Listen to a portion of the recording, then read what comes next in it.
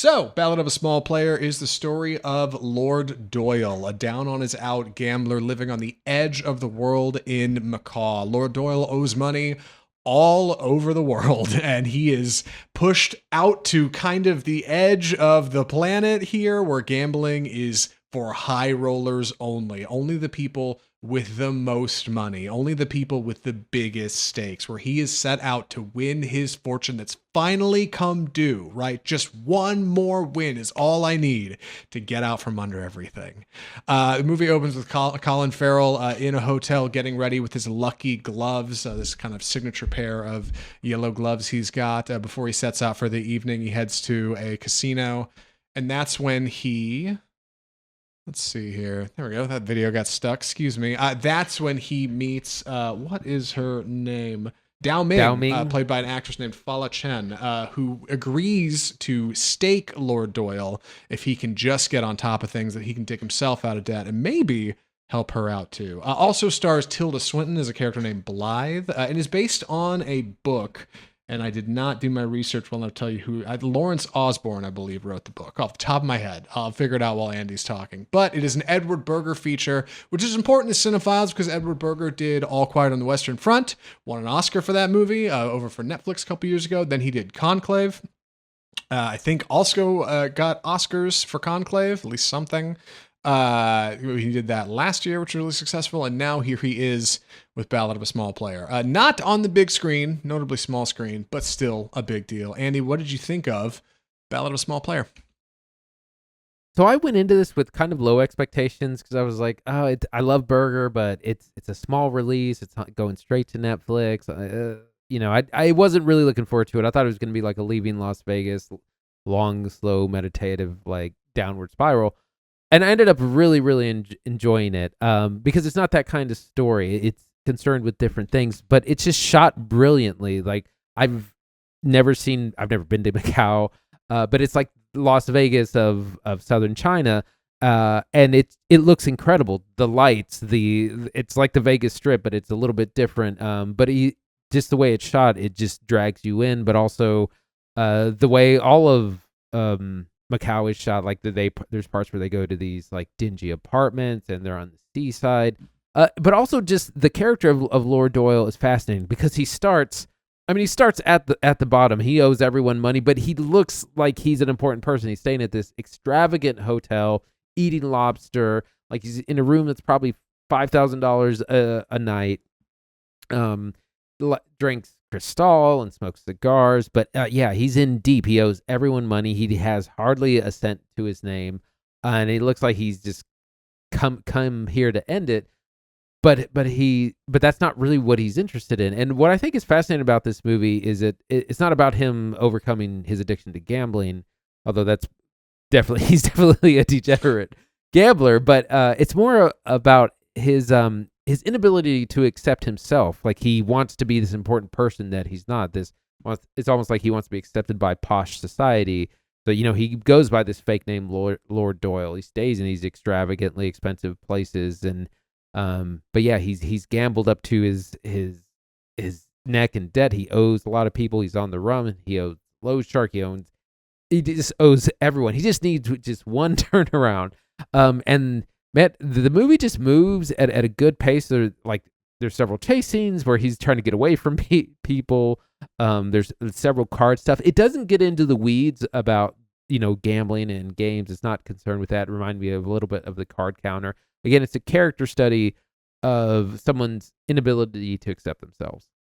Yeah, I think I like that you mentioned the visuals just to kind of start here, because the visuals of Ballad of a Small Player are easily its best part, next to its lead, Colin Farrell. This movie's shot by James Friend, who shot All Quiet on the Western Front for Berger. He shot a few episodes of The Acolyte in between now and then, worked on a couple of the small projects, but it's not done anything really big. And it's a shame this isn't on the big screen because this movie looks so good, dude. It looks so good. It is such a good looking gambling movie. Like they managed to, like Macau just has this kind of like blue overtone on it during the day, this kind of like teal look. But when we get to night, like all of these reds and like explode off the screen, your yellows. Like I love, yeah, just the colors of Farrell's outfit, right? He's got this, Lord Doyle wears this like red coat with these like signature yellow gloves that are very notable. Like the LEDs and neons look incredible. The colors of our poker chips, right? The green of a parking garage, like Tilda Swinton's kind of like streak blonde hair with these pink sunglasses. Like it just, I don't know, like color is so prevalent here, and it's just such a good looking movie. And that's all great setup for Farrell, who is doing incredible work. I rewatched The Batman over Halloween, and he's a penguin in that. And Chris had not watched it with me, and so we were watching, and she was like, "Oh yeah, I forgot he's in this."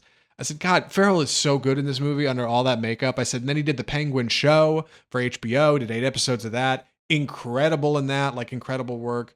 Since then, we saw him in Big Bold Beautiful Journey just a few weeks ago, and he's fine in that. Just like him and Margot Robbie are fine in that. They're doing good work.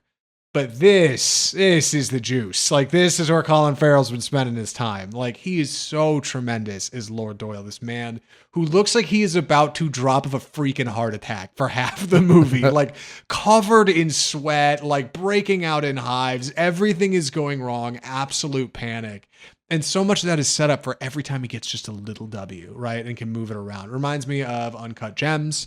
It is an incredible performance out of Farrell. Like, and he has to put the whole movie on his back because it's not a very big cast. It's pretty lean. Swinton's not in much of it. Like, she's just kind of on the edges as this character who's kind of looking into his past and trying to find out more about him. Like, he is so great in this movie. Farrell, like, incredible performance from Farrell. All of that to say, it does get a little dreamlike. It does get a little surreal in ways that I worry we have not described in the open here. And I think that may be the thing that pulls people away from this movie. Yes, just real quick on his performance. Yeah, it's this tour de force thing where he carries the entire movie. It's largely about him. He's in every single scene. And he has just, he's breaking down nearly the whole time, or he's on the verge of it. Incredible stuff. I had no idea that to expect that. There are some kind of more supernatural, more mystical elements, which I think are appropriate for the setting as well. Like they visit these like it's this funeral pyre, this stuff on the coast. Like I said, him meeting Dao Ming is what really kind of propels things forward. She's a loan shark herself. She's also in deep, but they think they can help each other out. It gets a little slow in the middle, but the beginning, like Act 1 and Act 3 are just on fire, I think. Yeah. I really enjoyed it. Yeah, there's this great scene right towards the end of Act 1 when Farrell meets Dao Ming and he's following her up to an apartment building and he says, statistically, I have to win. That's what life is. It's a game of statistics. Like eventually, if you keep losing, eventually you have to get a W, right? And she says, no, life is a mysterious gift. And I felt like, God, that's so much of kind of the ideology of what this movie is. A character who believes that eventually it has to work out. Like, it has to. Like, with enough time and enough effort, you will get a dub. And somebody else who says, no, nah, there's no set anything to this. There's no guarantees in life. I do like where the movie goes. It gets complicated and has some unique horror elements towards the end, but nothing too wild. And I think most of that just comes from the script, right? It's a book. It's based on a book by, I said it at the open, Lawrence Osborne wrote it with a screenplay by Rowan Jaffe.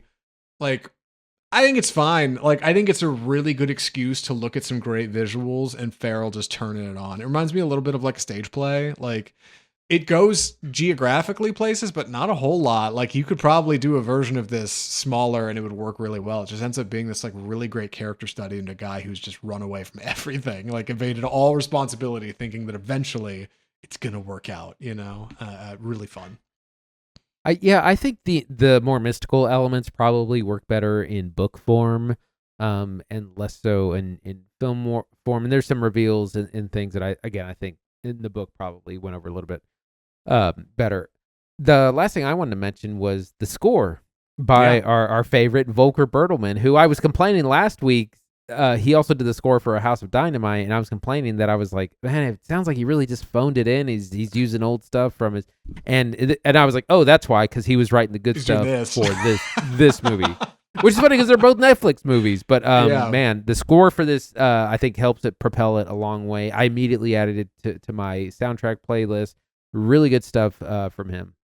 Yeah, one more thing I wanted to say before we wrap up. I've been really surprised to see that people suggest that this may be a miss from Edward Berger. I disagree. I don't think it's a miss. I think it's indulgent. In the same way, it very fittingly has the term ballad and is on Netflix. Like, because when you search ballad, you're going to get two things on Netflix: Ballad of Small Player and Ballad of Buster Scruggs, which was the last Coen Brothers feature, right? And that too was like just kind of this indulgent little side thing. It's like the directors knew that they weren't going straight to theaters. This is going to be something a little different. He's trying something new. He's going into a space he hasn't been in before. There's a little bit of supernatural, a little bit of mystical in here that kind of comes in towards the end. Like, I'm a fan. I got pulled into this movie way more than I thought I would. Yeah, I had thrown it on kind of passively and was like, maybe I'll watch half. I'll do laundry while I'm doing it. Before I knew it, I was hitting credits. Like, so there's something here in Ballad of a Small Player. So for everybody who says this is a miss and it's not good as good as Ed Berger's other work, I'm not so sure. I think it's up to interpretation. But Andy, would you recommend Ballad of a Small Player? Yeah, I absolutely would. I really enjoyed this. Colin Farrell is given a tour de force performance playing this gambler at the end of his rope, seeking redemption at the end of the world. The lights of Macau look incredible. The setting, the city is very vibrant. Good performances all around. Lots of energy. Great score by the great Volker Bertelmann. Not too long, only 100 minutes. Really enjoyed it. Really recommend. Yeah, same. I think Ballad of a Small Player is a lot of fun, especially because it's available on small screens. Like, you don't have to buy in and go to a theater for 3 hours and pay the price of admission. You can watch it at home on Netflix. Would recommend. Throw it on the big screen. Turn the lights out in the living room. Actually give it a shot, or watch it on your laptop, whatever. But either way, like, solid. Like, really keep an eye on Farrell's performance. He's doing something really special in this movie. Watch those visuals. Listen to the soundtrack. All right, like, it's a bit of an odd story, but it comes from a book. Like, and that's okay. Well, like, but I think the filmmaking trappings around this are undeniable. And with that, that's the episode. Good Lord. Episode 313, Done and Dusted. Andy, what are we watching next week? So we're going to be taking a look at Predator Badlands, which is a new Predator film. Comes out this Friday, November 7th. And also, finally, Guillermo del Toro's Frankenstein, which comes out this Friday on Netflix. I'm pretty sure. But that's already has some small theatrical releases in LA too. It's interesting at the festivals. It was kind of just kind of lukewarmly reviewed, but it's since kind of gained a little bit of momentum. So I'm not real sure what to expect, but we'll be looking forward to that as well. Upcoming releases: The Running Man, Wicked for Good, Zootopia, and as well as a slew of indies that I'm a little unsure of. You never know with these release dates, but next week, Predator Badlands and Frankenstein. I hear Badlands rips. Really looking forward to that. Frankenstein might have the most mixed reviews all year. I feel like I've heard people be like, it's really great and it's clever and he's doing something smart and it's a good adaptation of the book. And other people be like, skip, don't bother. It's a Del Toro dud. So we'll see. I don't know. We'll cover it next week on the pod. Come back, tune in. We'll talk about it. If you enjoyed the episode today, if you like what we're doing here on Off Script Film Review, best way you can support us is just subscribe to the show. If you're on YouTube, you can subscribe there. If you follow us on social media, Facebook, Twitter, Instagram, TikTok, you can check us out there. Our audio listeners can find us on Spotify, Google Play, iTunes, iHeartMedia. If you want to take us on the go, right? Put Off Script in your ears. You can do that as well.